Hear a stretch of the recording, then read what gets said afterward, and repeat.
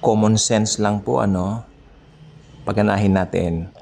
Wrath of God, puot ng Diyos. Pag ikaw, anak ka ng tatay mo, di ba? Anak ka ng nanay mo. Pag may puot ba sila ibibigay sa'yo? Nunca. Never. Hindi. Hindi. Mahal ka nila eh. Iingatan ka. Di ba?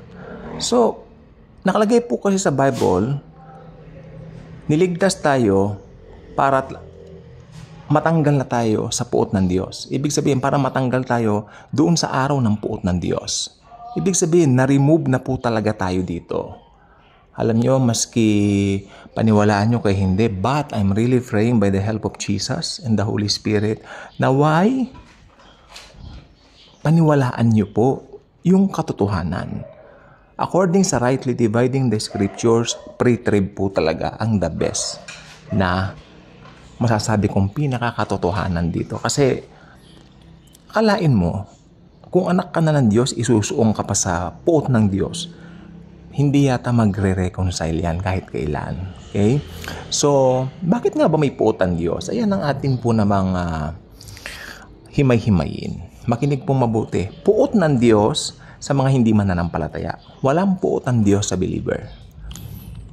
Lahat ng believers eternally secured in the name of the Lord Jesus Christ. Why? Sapagkat siya ang namatay para sa atin. Ako, kumpiyansa po ako dyan. Matakot ka pag pinagdudahan mo ang salvation by grace na ino-offer ni Jesus. Kasi, tandaan nyo, ang pupunta sa impyerno, yung mga hindi naniniwala sa finished work ni Christ. Yung pagdudahan mong nawawala ang salvation mo, delikado rin po yan dahil hindi ka naniniwala na tapos na lahat sa Kalbaryo. Hindi ka naniniwala na sapat na yung ginawa niya para sa'yo. So, it's all about believing in Jesus, and you believe in eternal security, that your salvation will never be lost, and you will not suffer wrath, the wrath of God, sa tribulation, and great tribulation. Ang siste lang naman kasi, rehilyon eh. Ang siste, rehilyon. Once na talagang nag-creep na ang religion, naka-creep na nga po eh, sa iba't ibang mga tao, even sa mga Kristiyano eh. Pero, nandyan po ang Biblia. Yan ang solusyon natin. Read it. Available yan. Sa lahat na po ng gadget, nandiyan na po ang mga we can download iba't ibang versions. Kaya palad nga natin ngayon eh. Kumpara doon sa mga ninuno natin na talagang bibili pa ng librong Biblia. Ngayon, wow, nandito na po lahat sa atin.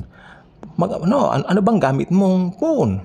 Ano ka ba? Apple ka ba? Or Android ka ba? Maski ano ba? Download the Bible. Aralin mo yan. Lalabas pa nag-aral ka. Pre-trib talaga ang katotohanan. We will never suffer wrath. The wrath of God, makinig pong mabuti, ay ginawa para din sa mga Hudyo.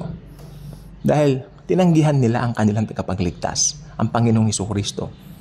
Tandaan ninyo, dito po sa katapusan ng Great Tribulation, tatanggap na sila kay Jesus as Lord and Savior. Yan po ay nasa Zechariah chapter 14. Kung meron kayong time, basahin na lang po natin, no? Ayan po, hindi po tawag dito, hindi po makatuwiran na isipin mo na ang mga mananampalataya. Actually, tinatawag po tayong mga iniibig na bride ni Jesus. Isusuong niya tayo sa puot ng Diyos. Hindi ko po ma-reconcile yan. Ang dahilan po nila ganito, kailangan daw, kumbaga, hasaing mabuti ang mga believers. Wow! Kailangan daw ma-purify. Bakit? Hindi ba tayo purify doon sa ginawa ni Lord Jesus sa cross? It is finished. Tetelestai in Greek. Tandaan po ninyo yan. The only thing na gagawin niya ng tao ay maniwala kay Jesus. Period. Wala na pong iba.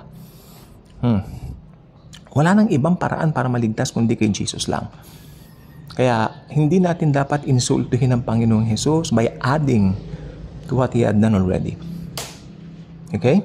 So, it's only a matter of knowing your Bible more. Di ba? Read more. Ako rin, nagre-read pa rin hanggang ngayon eh. Di ba?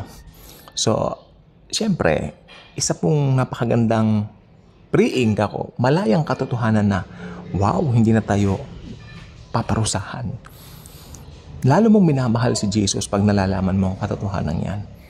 Lalo mong na tawag dito, nadidiscover, wow, grabe pala yung Amazing Grace talaga. Kaya yung kantang Amazing Grace, wow, talagang ito po talaga ay truly amazing.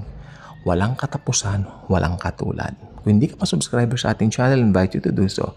Pakiclick po ang notification bell, share this video, share Jesus, His love, and His grace. Tandaan mo, kung sineshare mo si Jesus, i-share mo ang finished work niya. I-share natin sa buong mundo, mahal sila ni Jesus. Mahal ni Jesus lahat ng tao. Gusto niya lahat maligtas sa mga tao. Ayaw niyang may papahamak. Thanks, and Jesus truly loves us all.